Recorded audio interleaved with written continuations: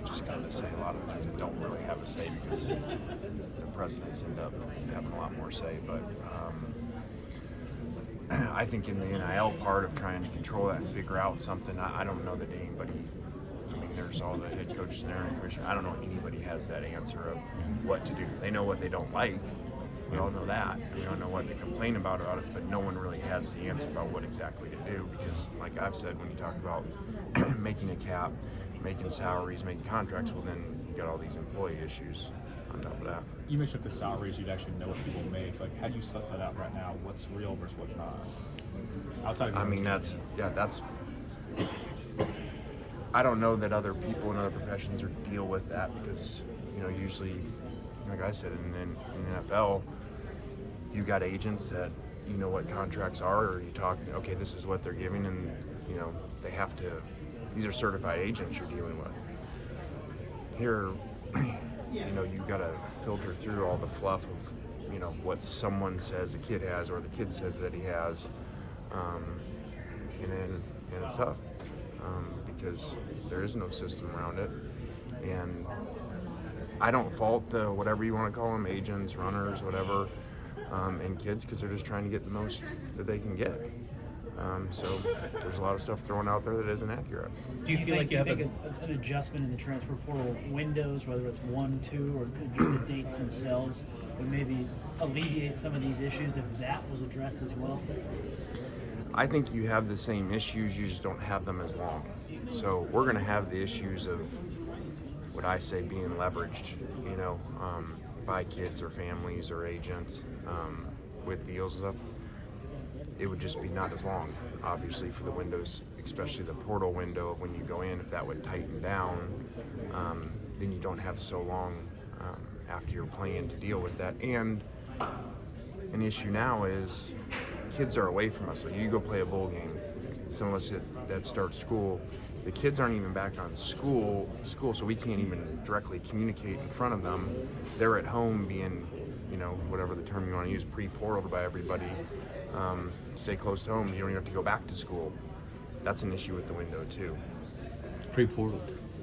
New verb. Bad over college football. I've been using that for a while. Well, you kind of predicted a lot of this. Are you a little surprised to hear Nick Saban and Jimbo talking about how they want more parity and how imbalance is hurting college football when they appear to be two of the schools that may benefit the most from the current status of NIL?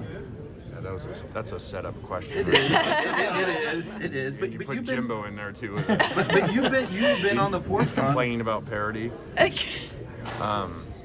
No, I did hear that in there. Again, it's like I said earlier. Everyone has the complaints, like myself, but nobody really has that I've ever heard of anybody, coach, anybody, administrator that has the actual answer of how to fix this. You feel like the market in NIL is getting more established? Like, do you have a better sense for what is real and what's not, or is it the same as it was when it started? I think you just over experience of kind of knowing what players get at different places, you have a little better feel. But again, there's no public contracts, so you kind of just got to operate on people that and what's out there. So that's really tough to figure out. I don't think anybody in there or anywhere can tell you, okay, this is the market value for the quarterback or the receiver, with this many years left or coming out of high school. I don't know. I'll make this up. You're in a good real estate area here. Like, it'd be like you're going to go buy these houses, but you get to see no other what's been sold at all and no other prices. You just say, okay, well, this is what it should be worth. That's kind of what it's like. Jimbo today mentioned gambling being a big topic of conversation. How do you kind of approach that with your team, and will it change after this weekend and everything that's gone on the last couple months? Yeah, that was discussed in there. I think we just got to re-emphasize, obviously, how kids need to stay away from that and just make sure that they're educated on the rules around it. Would you support something like a standardized injury report for college teams? Again, like what we talked about earlier, you're going to solve a few problems and create a lot more with that. And so being in the know, you've seen the problems that come with that too. In the coaches' room in the meeting today, who's sort of the loudest voices in the room for the 9 and the 8s debate? We didn't really debate the 9 and 8 today as much as you guys think. So it really didn't come up about who wants what. We actually did that more a year ago in that, so it really wasn't that. It wasn't really on the agenda. Lane, did the new Texas law come up that kind of precludes the NCAA and conferences from enforcing NIL activity? Yeah, I think Arkansas, Missouri, and another state too. I think the same. You know, that's a conference issue because now you have states making rules that the conference can't govern, and now that for those coaches that's good, you know, but that's really not good for the conference because you know that's a major issue that you have this collective group of the SEC and presidents and athletic directors and coaches that forever been competitive but also work together on rules and how we're doing things, and now you're gonna have completely different rules. So that's a big issue. So is the hope that like Commissioner Sankey would tell some of these states to stand down? I'm sure he would like to be able to do that. I don't think it works that easy. But yeah, that would, again, it's competitive, so it's hard for those coaches in those states, you know, to go against that. You know, the advantage they're creating with it, but that's not good for the league. Any ideas to fix tampering? I mean, I always just go to professional sports, and you know, when these issues come up, because over time those guys have figured it out, and so like anything on those, when the fines or penalties become so big, that's really the only time it ever stops. Lane, what's the balance a program needs to strike between facilities and NIL? Ideally, you'd like to have both, but there's only so much money, right? I think that depends where you're at. What about you, where you are? I've been pretty clear on that. I know that it's not necessarily what an athletic director likes to hear necessarily, but and against what one of my colleagues says that matters. But NIL is what kids choose. They don't choose the size of the weight room, how many bench presses, or whether they have a personalized computer in their locker. You know, that's changed over the last few years. So, and you can't fault them. You got 17, 18-year-old kids or families a lot of times that don't have, you know, very much financial resources, and here's your chance to get paid. And so the people that say it's ridiculous for them to choose where to play football or get their degree based off of what they get paid, that's not very realistic. I mean, that's... Some of the coaches today brought up the college football playoff in relation to the 8 versus 9 debate. I'm curious your thoughts about the strength of schedule, and it's all kind of coinciding in 2024, the expansion and having a stronger schedule.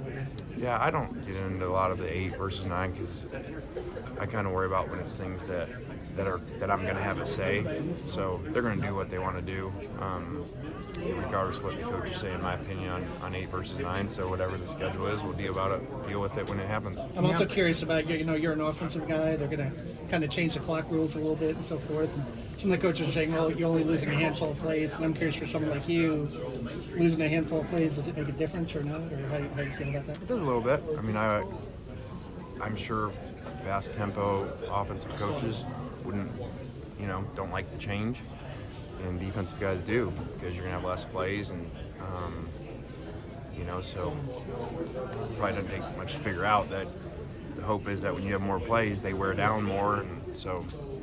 But I don't think it's going to be a major change. In the months after staying with Ole Miss, has there been a realization of whether, I don't know if you think you made the right choice or not, but if there has been, when did that occur? How did it kind of crystallize for you, you know, the decision you made? Yeah, I've always, but especially as I've gotten older, I don't worry about things I can't control. And one is that once you make a decision, you ain't going back. So, you know, to sit around and, you know, think about, I really have never thought about it after that day, because it's just a decision that you make. And so I've never been like, well, what if? Except when Bruce Pearl interrupted my dinner 2 nights ago down here. Said we could have been buddies again. But other than that, I really don't spend any time on that. You don't- And also I have a daily reminder with a daughter that lives with me that I would have to move away from, and not just lives with me now, but going to Ole Miss makes that pretty easy. An analytical guy like you doesn't evaluate your decisions in the afternoon. Not once you already made them. Tampering was talked about downstairs a bit. The frustrations, the inability to police it. What just are your thoughts on that topic? I mean, it was kind of asked before about how do you do, I'm do it. sorry. No, that's okay, but how do you get rid of it? You got to have major penalties like the NFL, like professional sports do, to get rid of it. I don't think that's going to happen, and you just deal with it. I mean, it's just part of it, and you guys that know me, I just say, okay, you got to accept whatever the rules are or whatever is actually going on around the rules and work with it. And we just know it. We just went through it. I would argue we probably had the most pre-portal player in America in our running back because he was only a freshman. So, hey, when you get him, you don't just get him for 1, you get him for 2 years. So it's just going to happen. Has Coach Beard asked you to do a fireside chat yet? He has not. I actually haven't got to spend much time with him. He's been busy, doing a great job recruiting and meeting everybody. So I think I have dinner with him tonight. So I'll get a chance to spend some time with him. So when you have fun with Jimbo via social media, how is it when y'all are then together in the same rooms? I've said this before. I think that room's different than what you guys probably picture it as being. Even last year with the Jimbo Nick stuff, like it's not like that in there. I think that we have jobs, and part of it is whatever we do in front of the camera or out there on the field and stuff, and then that's just part of the job. And so it's much different in there for the most part with coaches, and doing it over years and seeing coaches have spats and things like that, and they're usually pretty good in there. So why do you have fun One more question. with Jimbo online like that? Oh, he's not the only one. He's, I just when people he's say the main one. when people say certain things, it just cracks me up. So I struggle letting it go on those things sometimes. My SID tells me to let it go, but when someone says that NIL has nothing to do with why someone signs at their place and they sign the best class in the history of recruiting, I struggle with that statement. Is your relationship with Kirby the same as when you guys coached? Do you feel like it really just hasn't changed? You seem to have a lot of good interactions with him. We do. I sat next to him for 2 of my 3 years there at Alabama, so we were right next to each other for 7:30 every morning of our life. So, and staff meetings. So we spent a lot of time together, and it's amazing the stuff he's doing. Is the former Saban group text still going? Yeah, but it kind of changes in and out because the room changes in there and people keep getting fired. So we have a couple of different ones. So you have to kick Jeremy out when he gets fired? Yeah, we have different ones. So Muschamp said something bad to me, and I was going to say, well, you ain't in this meeting anymore. But I didn't. All right, one more. Anything else? Your quarterbacks, when you bring in 2 transfer quarterbacks, I think from the outside looking in, there's the assumption we're looking for a new starting quarterback. I don't know if that's fair from the inside. What are you seeing in that room, particularly as it pertains to Jackson? Well, I think first off, my job is to make the roster better of 85 and then the roster better in each room. And so when you have a chance to do that now, like I said, it's kind of like free agency, and so we're not going to, even though a player or a family, I'm not saying this instance, but in general, okay, why are you signing another player? Well, we want to make the room better. And things happen, injuries happen, and so that's our job to do. And competition makes people better. I think that they both played extremely well this spring, and I think Jackson played amazing and had great improvement. So that's because how hard he worked, but I'm sure that competition has something to do with that. All right, thanks, All right, guys. guys. Thanks for the time. Appreciate it.